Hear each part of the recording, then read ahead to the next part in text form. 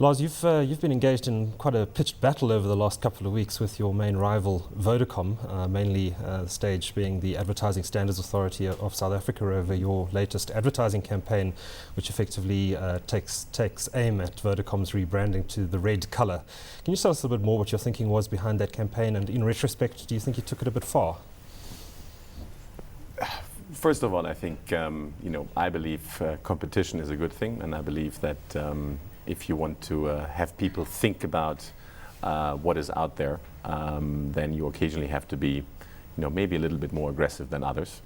I think the market over the last 17 years has been a very cozy duopoly, where there hasn't been much happening, if you want. And I think when I started here at Cell C, I said we will bring competition to the market.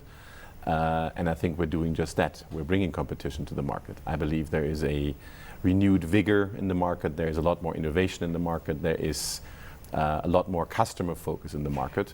And in all fairness, I think Cell C has contributed to that new drive for innovation and for customer focus. And I think that's something to be proud of. And this campaign that you launched last week with Trevor Noah and the Ferrari and the old beaten up, and I think it was a Nissan. What was the thinking behind that campaign? And do you think it's right to have this sort of comparative advertising in the South African market? Well, first of all, the ASA very clearly says comparative advertising is allowed, contrary to what most people say. So that's number one. So we haven't done anything unlawful or anything. Secondly, the Nissan GTR was a fantastic car when it was launched.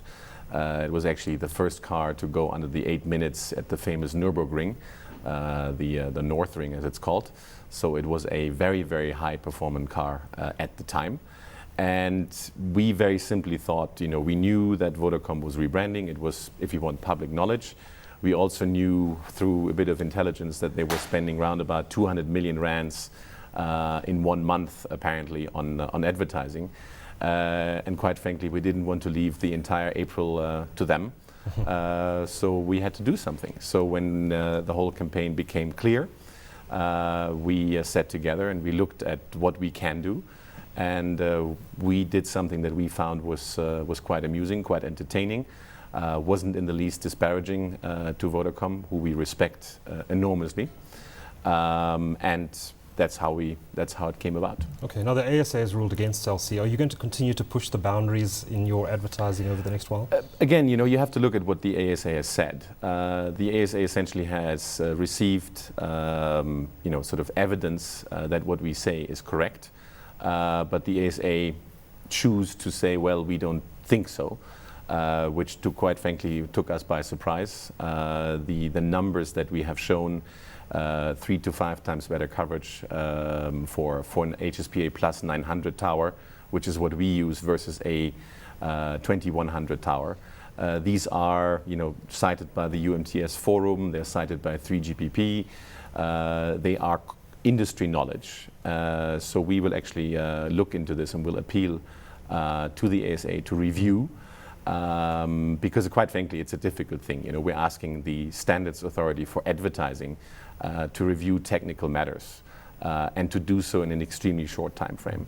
So, we think we've done nothing that was in any way, shape unlawful. What we have put out there is correct at the time of publication, and we feel quite strongly that that's perfectly all right.